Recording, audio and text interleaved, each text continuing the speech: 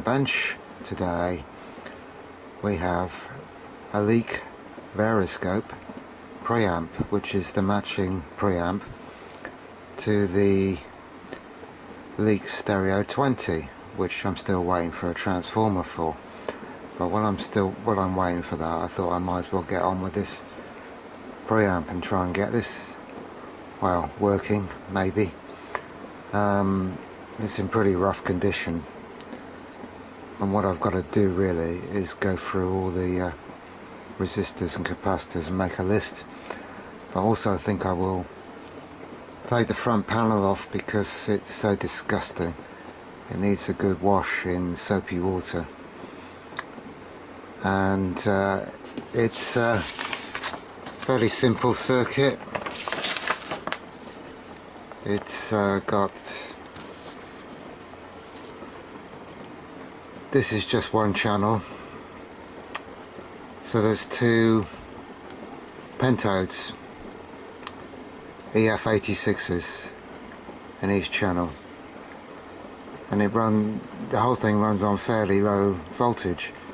It says 135 volts there, that's the HT, and of course it gets its power supply via this plug, which plugs into the main amplifier. So in theory it shouldn't be too hard to sort this thing out. There's no issues with transformers or anything like that, but as I said, it's pretty rough. Let's have a look on top. Of course no valves, so I have to order those, that's not a problem. I think these things are a bit dodgy. I was checking them, and of course they read really unstable resistances, but with a squirter switch cleaner I'm sure they'll be okay. I hope they will. And of course there's a switch there that'll need squirting with something. What else is there in here? Loads of other rubbish. Another nasty switch which will need cleaning up. Various other potentiometers. What's that one do? That's the volume. That's treble and bass. Another nasty switch there. That's for the input selection. And what else we got? We got a switch which is, we got balance control. On the other side we've got all sorts of hideous things going on. We've got a switch, hang on, can't see that. A switch there hanging in mid-air, which was originally riveted onto the front panel. I just have to put some nuts and bolts through there to hold it in place. And we got the usual rubbish capacitors, which I tested in. They're all absolutely awful. I don't know, but I may have enough capacitors from the last restoration on the Leek power amplifier, but we shall have to see about that. I've got some. These are all 50s, which are basically on the cathodes, decoupling the cathode resistor, and I've got those already. And the last one is there's a 47, that'll do for that. So I think really the best thing to do now is to take the front panel off. Here's the phone going. So here's the front panel off, and when I took all the nuts off the the controls, this bit fell off, which is quite useful because that's the bit I need to clean more than this bit. And also I've got a switch which I had to desolder, which is slightly annoying, which is riveted on, and I've got a rivet gun. I might be able to rivet the other switch on there. I'll have to have a go at that. That'd be interesting if I got small enough rivets. What else was I going to say? Yeah, so that's that bit off. I can go and take that away and shove it in the sink. But What else did I find? Yeah, there was a little bulb there, which is the pilot light, or whatever you call it. And would you believe it, after all these years, it still works. 6.3 volts. It's extremely dirty, but at least it works, which is good, because at least I don't have to mess around with bulbs and things like that. So I'm going to take it away, this panel away, and clean it now. Okay, got the front panel back on, giving it a good clean up. It's not perfect, and when you can see some sort of brownish tinge to it in places, but it's a bit of a wreck, this amplifier, but it certainly looks a bit better than it was. Knob missing, don't know what to do about that, not particularly bothered. Stick a modern one on, I guess. If it was in perfect condition, this amplifier would be a bit different, but it's a bit of a wreck, isn't it? And what else have I done to it? Been looking through all the resistors and capacitors, and the resistors are okay-ish. They're a bit out of tolerance. I don't think they're too terribly awful, and valve circuits I think tend to be a bit more tolerant of resistors that are not perfect, so I'm not going to bother ordering any resistors. If I have problems further down the line, then I'll worry about that later, but I have got to order capacitors. I've got to order 6.1s, which are these horrible things, which you can't see. 6.1s, 0.25s, which I can't get, being 0.25, so 0.33s will have to do for those. As I said before, I've got 47s, more 47s, that's not a problem. That's a, what's that thing, that's a 10 microfarad I think, 10 microfarad. Well, I've got a 32, which I think will do for that one. It's only for decoupling the incoming HT. Well, what I did find most bizarre, I don't know if you can see down in there, there's a little resistor, and I looked at the colour code. I couldn't believe what I saw. Yellow, violet, blue. What does that mean? It means 47 meg ohms. I've never ever seen a resistor of that high a value. Of course they do exist, I know, but in my experience I've never seen one that high. I think the biggest ones I've ever dealt with is 22 meg ohm. But 47 meg ohm, that's quite a high resistance, isn't it? And where does it appear in the circuit? Did find it earlier. I'm getting stupid bands on the camera, which is annoying. There it is, 47 meg ohm. 47 meg across two switch contacts, and it measures roughly 47, might be 49 or 50, can't remember, but I think it'll be okay, like most of the resistors in here. If I get a problem later on, then I'll worry about the resistors then. I mean, personally I don't think this thing's worth really bothering with. It's got no top or bottom cover as far as I know, so I don't want to spend a lot of money on it, and you know, if it works it works, but it's not essential, is it? The power amplifier doesn't depend on it. You can use another preamp to drive the power amp. So what I've got to do now is, don't know what I've got to do now. Could order the parts, or find out how much they're going to be, and let the owner know. Okay, I'll do that. Right, and have a go at riveting this switch back on. I don't do riveting very often, so this probably will go horribly wrong.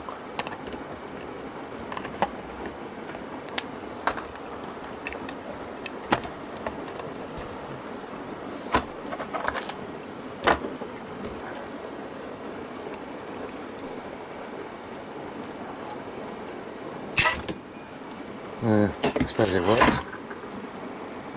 Yeah. Put another one in.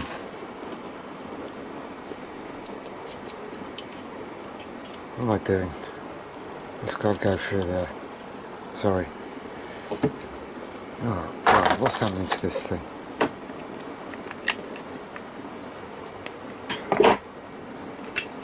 Got a bloody end of the rivet in this. Bloody cheap bloody rubbish.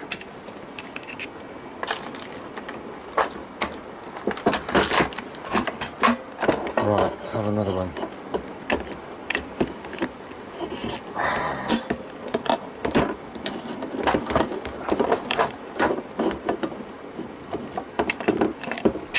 Right, that appears to have gone fairly well. Apart from the fact that the rivets stick up a bit. But, what do you do about that? File them down maybe, who knows. So I've ordered all the parts and they're all here. Found a knob for the treble, looks awful compared to the other ones. Well, it does just looks out of place, doesn't it? It's the best I can do. I don't know if you can get old knobs off eBay. Probably can at enormous prices. We've got some valves, we've got some supposedly EF86s. All I can see is CCCP, which means Russia, and OTK1. What's that say there? A bit difficult to read. It's hard to read that, it's really hard to read. I don't know what the hell it says, but anyway, the box says EF86, so I'm going to assume they are EF86s. So I'll put them back in the box for the time being. I've got electrolytics, and I've got tiny little capacitors to replace those horrible old whatever they were. Got some 0.1s, the brown ones are 0.1s, and the blue ones are 0.33s. So I'm going to get on and put some of these bits in. Not a lot of work to do really on this. Assuming it's going to work afterwards, I may come across problems, and then maybe I'll need to order more parts. I've already spent 100 just on the valves and capacitors for this, but if it was up to me I wouldn't bother with the thing. It's really rough looking. Unlike the previous project with the Leak Stereo 20, I think that was worth doing, but I'm not sure this is. It's not even got any top or bottom covers to it. But he wants it done, so I shall do it. Okay, all the new capacitors are in, and of course they've got very short legs compared to the originals, but I've just tacked them onto the resistor, those capacitors. I've not gone out of my way to make this look pretty. We've got enormously long legs here on the 0.1s. I've had to just join them on. But you know, when I watch Glass Slinger restoring an old radio, he's the same as me really. He just slaps the capacitors in, doesn't bother insulating any of the long wires. And if it's good enough for Glass Slinger, it's good enough for me. If this was something really special, I'd probably take more time and care to make it look prettier. But it's a wreck to start with. So now it's time to get the valves in it, I think.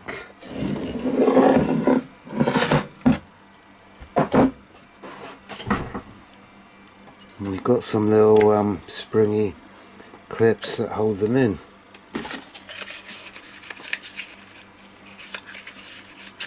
I've no idea what the sockets are like. They're probably very corroded, but I'll worry about that later. It's my normal expression, worry about it later. Not sure if it's supposed to go like that or supposed to go like that. I think that will do for that one. And get another one.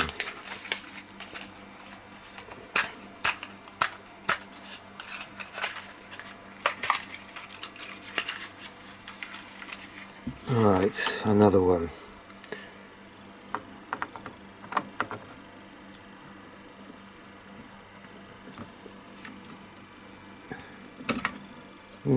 I think it's supposed to go like that. Yeah, maybe like that. Maybe it doesn't really matter. I don't know. Next one.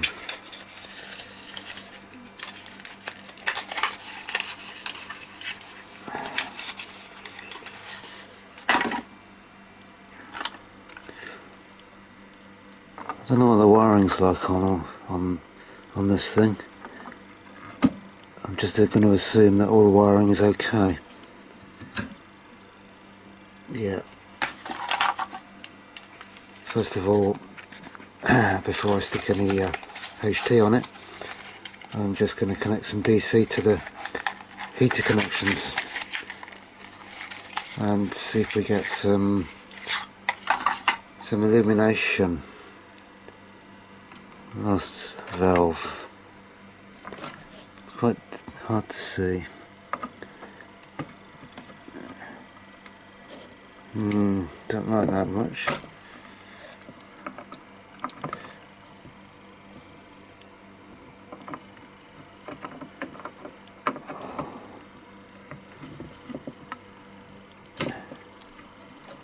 Right, all valves in. Now I must get the circuit diagram. So what I've done is there's a socket on the back, or a plug if you want to call it that connects to the power amplifier, gets its power from that, and there's no markings on it, so you don't know which is which pin. So I did manage to find out that pin 8 is earth, so I worked my way back, and pin 4 and 5 are the heaters. So I've now got 6.3 volt DC from the supply. You see the power supply, it's drawing 0.8 amps, which I suppose is reasonable for the valves. And not only that, we've got a light, which is quite nice, and the valves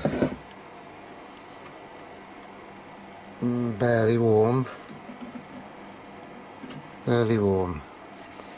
so that's drawing 800 milliamps, so each valve's going to be about 200, isn't it? 2 6 to 12, 1.2 watts heater current, heater wattage per valve, so not a lot of wattage, so probably not going to get very warm. I suppose I'll have to check on each valve to see if they've all got their 6.3. Let's go up to the meter, and first valve 5.4, it's a bit of drop in voltage, yep, fine.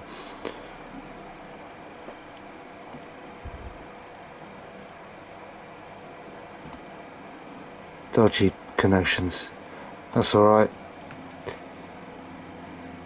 And the next one is okay, and the last one is okay as well. So in theory then, it is getting its valves heater supply, and they are warming up a bit now. So the moment I've been dreading, really, plugging it into the power amplifier with all that HT. I suppose I can't really avoid it any longer. So I need to go and get the power amplifier from at the lounge where I've been testing it, and it's got this horrible brown cable which goes between the two items.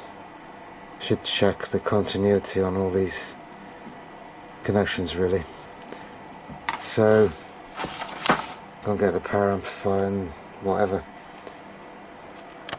Okay, so I've got it all connected up now with the power amplifier and the background preamps just down there, and I've got my meter connected to the HT rail on the preamplifier. And if I turn the power on, let's see what happens. Always a nervous moment. We're going up to 150. I should have 135. So it's dropping a fair bit as the valves warm up. So what does that mean then?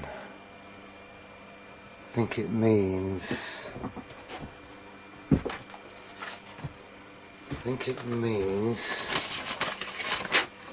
I might have to, assuming there's no faults, I might have to adjust this resistor which feeds the preamplifier. Where's it gone? 47k. That feeds the preamp. So I might have to lower that resistor slightly. But in the meantime, I think there's probably enough HT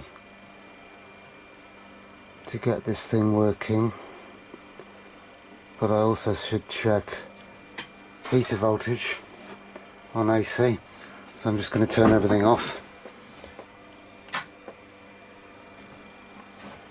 wait for the DC to drop to a safe level, and stick my meter on a convenient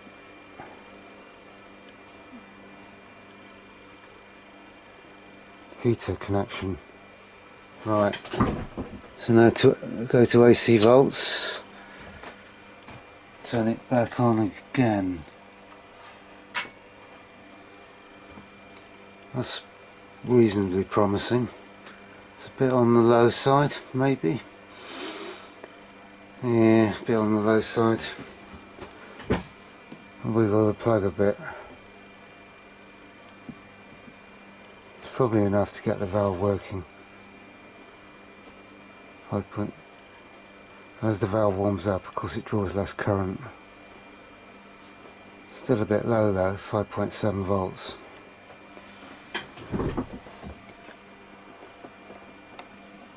Thing is, got dodgy connections as you'd expect from something of this age on the plugs. But it's not far off, 5.9 volts is probably enough to make the valve work. So, what do I do now? Connect some speakers up to it, see what sort of noise it's making. Okay, I've got it connected to speakers, and as you can hear it's making a lovely humming noise, which varies with the volume. The balance seems dodgy as hell. I always feared the pots would be bad in this, they're bound to be.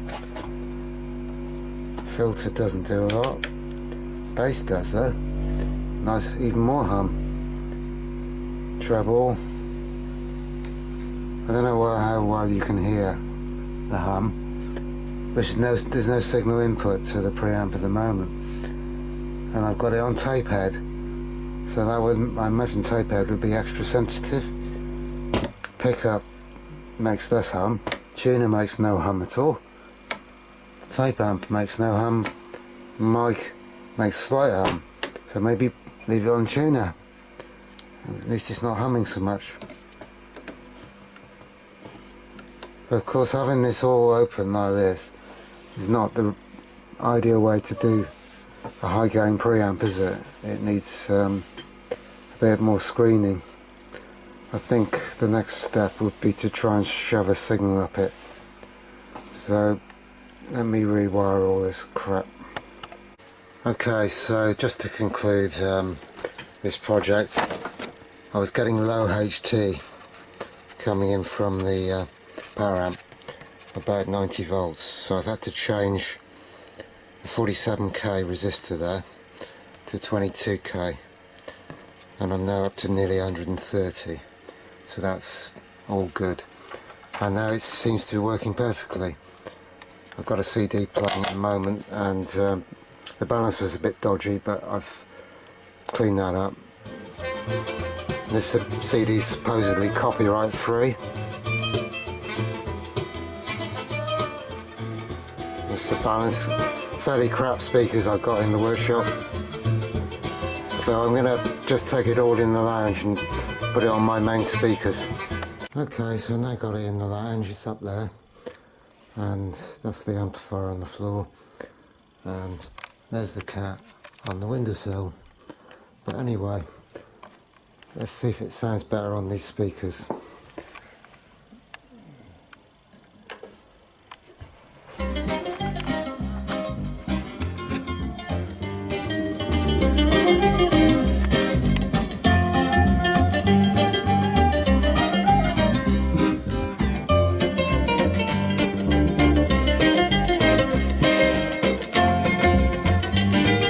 Uncertainty's a difficult thing, but you can be certain. You don't know everything. Now is a time of waiting. No clear vision in your crystal ball. Don't make your mind up. Just wait for the call. Worry never offer a thing. Despair. I think that sounds fine. And all the controls are working okay.